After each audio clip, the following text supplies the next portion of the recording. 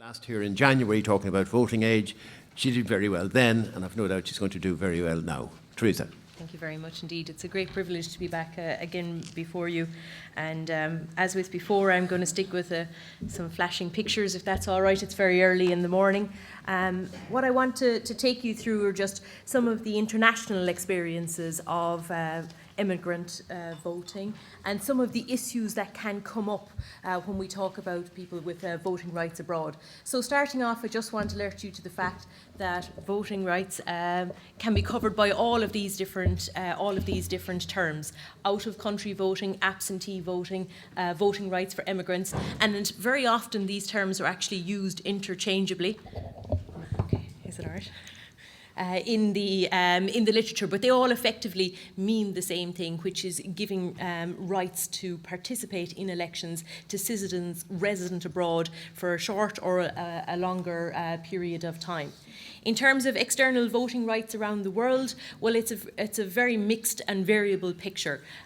What we see is that a majority of countries actually extend voting rights to their citizens abroad, and we have a report from 2007 from the IDEA which tells us that 115 countries have given voting rights in some shape or form to their citizens at particular types of elections. And what you can see from this table here is that this is broadly spread across the world, with quite a considerable concentration of countries in Europe actually extending voting rights to their citizens living abroad. And just to put it another way, I suppose we would say that there are just 70 countries worldwide that don't extend voting rights to their citizens abroad in some shape or form. And I've this particular map here is taken from that report, and it gives you a kind of a better graphical expression of the kind of, if you want, the electoral elections at which people can vote, and then just the regions of the world that have actually extended these voting rights. Just to give you an example of countries that do not extend widespread voting rights, I just hit the I section of the report there. So we see India, Israel, and Ireland are ones that have quite limited voting rights for citizens abroad. In terms of this discussion, the first thing that comes through in all of the research reports that have been written is that countries that are interested in extending voting rights to citizens abroad should begin with a broad consultative process. So I think from that point of view, we can see ourselves as having been engaged on that particular journey. But there are a number of issues that it's recommended that you consider in this particular discussion. The first thing is, are voting rights going to be extended to all citizens abroad or to certain categories or groups of people?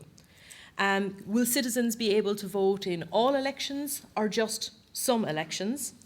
And then the third part, more practical element, is how are you going to facilitate citizens voting abroad? What particular mechanisms or tools are going to be put in place to facilitate citizens abroad exercising their franchise?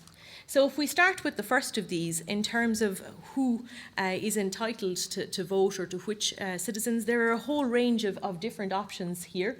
The first thing is you may find there are group restrictions, so we may start off and we find voting rights will be extended to the military who are working abroad, or people on police missions.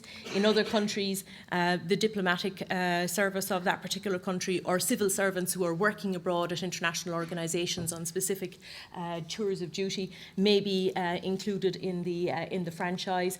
And other countries, and this is particularly the case in geography, in Africa, geography is the basis of the citizens abroad voting rights.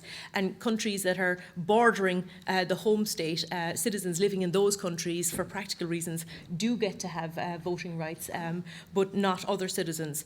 Countries may also opt for a wider understanding or interpretation of citizen abroad voting rights, and it may be extended to all citizens abroad.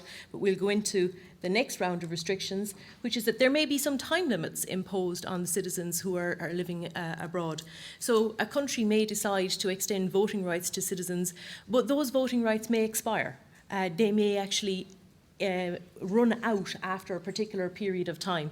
And what we have here is, again, just another table from the IDEA, and it's giving us some examples of voting rights that expire after a particular period of time. Just to pick countries that are close to us here at home, in the UK, voting rights expire after 15 years, and in Germany, they expire after 25 years.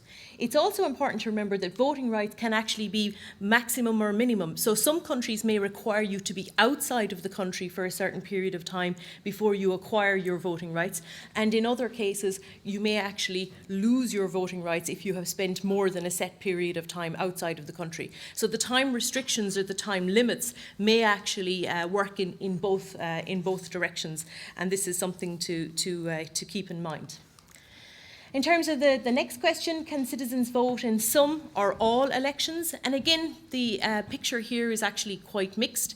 You find that some countries extend the voting right for all elections, whereas other countries will restrict it to certain categories of elections.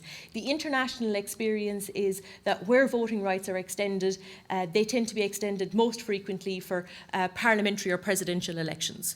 And that those are the ones that are included, or where voting rights for citizens are included. We just point to some examples from this particular table here. I realise they're very, very small. This is from the Council of Europe. We'll just point to Portugal, for example, which is a semi-presidential system, a little bit like Ireland, extends voting rights for presidential, parliamentary and referendums. Germany, on the other hand, only extends voting rights to its citizens abroad for parliamentary elections, but that has to be kind of interpreted in the context that they don't have referendums there, and of course their president is appointed. So when we're looking at this table, it's not just a straightforward case that voting rights are restricted to certain categories of elections. We also have to remember that some of these countries don't have all elections. So we need to keep that in mind when we're interpreting the data as well. This is, again, just another table to reinforce the point. There are 14 countries which extend voting rights to citizens in just presidential elections. And what you'll see from the category of countries that we've highlighted here is most of these tend to actually be what we call presidential systems. So you have a president that is elected with executive powers, quite similar to, for example, the United States or France. The third question which arises is, how do citizens vote when they are abroad? So this is getting into the kind of more technical, how do you actually go about casting your vote? And there are four broad options, or four broad categories that are used when citizens are voting abroad. Many countries actually combine these, so it's not the case that you would opt for just one of these methods over another. Countries can actually offer 2 or 3 of these particular options. So we have postal voting, proxy voting, e-voting, and in-person voting. So when we start with postal voting, because this is actually the most common one, and in many instances we're familiar with postal voting because it's available to citizens within the country. Certain categories of citizens are able to avail of a postal vote at elections in Ireland in any case. Just briefly, the advantages of postal voting: it's relatively convenient for voters. They may vote at a time of their choosing. So if you want, reduces the burden on voters. Importantly, it guarantees the secrecy of the ballot. So the voter casts their own ballot, and it is returned directly without any compromising, or hopefully no compromising of the ballot. And in a kind of an overall context, postal voting is relatively low cost and easy to operate. The problems of postal voting is that not all postal systems are equally reliable. And just to kind of put this into context, elections can come up unexpectedly, and they have to be organised in a short space of time. But even when an election is not unexpected, actually the time frame is quite narrow, because you have to allow candidates to register.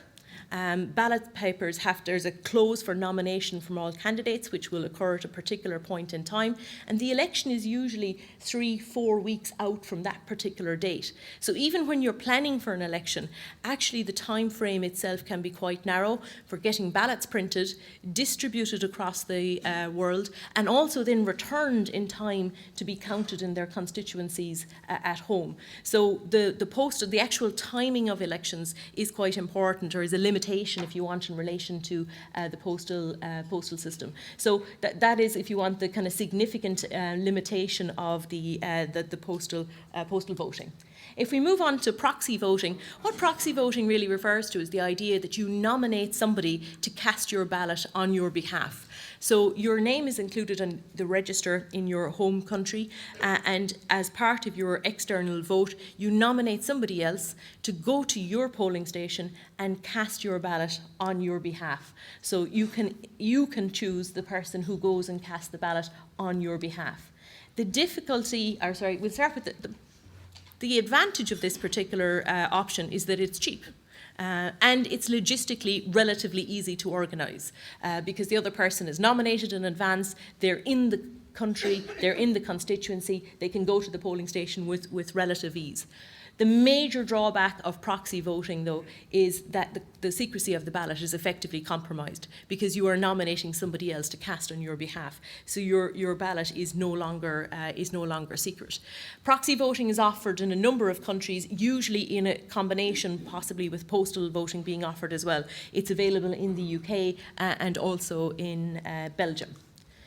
E-voting is not really used very much at the moment, but we put it in here because, of course, we anticipate that electronic voting is going to become a much more significant option in terms of both domestic voting and out of country voting.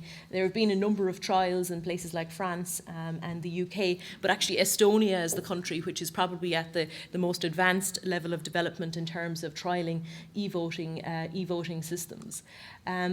The systems themselves, the difficulties with them, there's always a concern with regard to security. Voters aren't always confident that the security of their ballot is maintained, and voter confidence in the system can be low. And if you want, this is the kind of major stumbling block to the use of e-voting in future years. E-voting, well, it's voting by fax, actually, if you want, is used in New Zealand for citizens resident abroad. So it is used in some instances when people are casting their votes abroad. It's more likely in the future as we overcome these hurdles, and the major reason being that it's very efficient and, of course, it's low cost.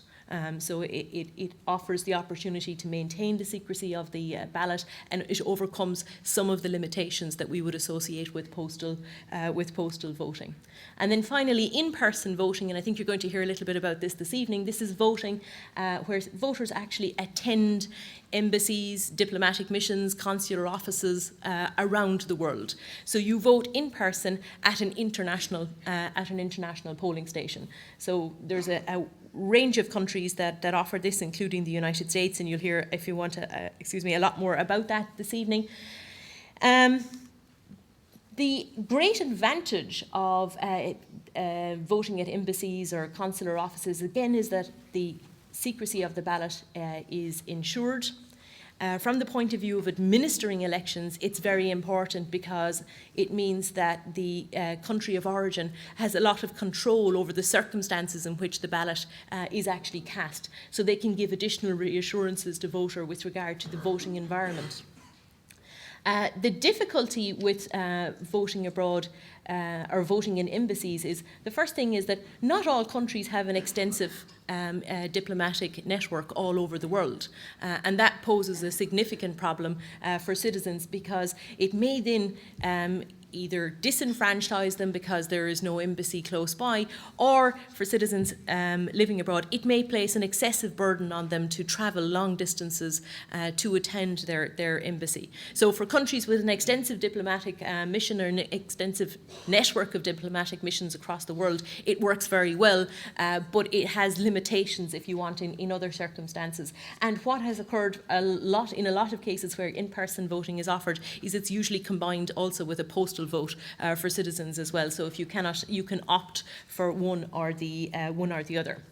Just the last set of things that I want to kind of draw your attention to, and these are just some practical considerations to keep in mind in your discussions today. The first thing is that one of the, if you want, the problems that you have when you extend voting rights to citizens living abroad is you are, if you want, ceding some of the control and organisational frameworks and structures we have around the vote to other countries. So governments cannot guarantee that the same voting environment will be available to voters all over the world. And that's especially the case where citizens may be voting in countries that don't have the same democratic traditions and the same kind of guarantees of security aren't there.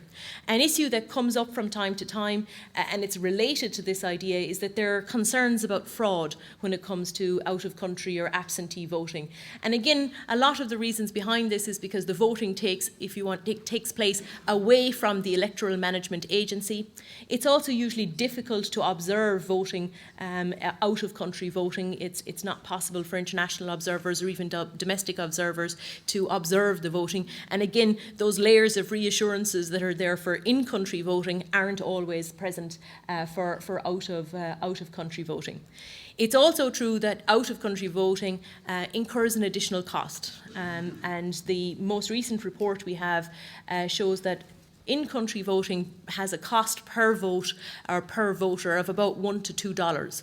But when it comes to out-of-country or external voting, that cost raises to anywhere between $5 and $20, depending on the method that is offered, the size of the international voting population, and whether a combination of voting methods are offered. And then the last thing to kind of keep in mind is that administration burdens are significantly greater when it comes to external voting, because citizens have to be registered in their own constituencies, depending on the type of election that is involved. But if citizens are being registered for parliamentary elections, for example, they must be registered in their own constituencies. They must receive the ballot from their own constituency, and that ballot must be returned to their home constituency so that it can be included in the counting in that process. So under PRS-TV, for example, at Dáil elections, there would be a particular administrative burden. That would certainly be lesser at a presidential election, because you wouldn't have the same requirement with regard to constituencies. But it's important to remember that citizens would need to be registered in particular categories. They would need to receive the correct ballots. Those would need to be returned and counted in the correct order. So there are additional layers of complexity that are put in here, particularly when you kind of think about the electoral systems and the types of constituencies that might be at play. So these are some practical considerations, if you want, and it's recommended that these are kept in mind in the discussions that take place with regard to extending voting rights. So to conclude, we kind of come back to the central question: should voting rights be extended for Irish citizens living outside of the Republic of Ireland? And in answering yes to this, then we can draw on the international experiences and of other countries, and we need to look at any restrictions which might be imposed on those particular voting rights, and what modes we might use for extending those particular voting rights. So thank you very much, and I wish you every success in your deliberations.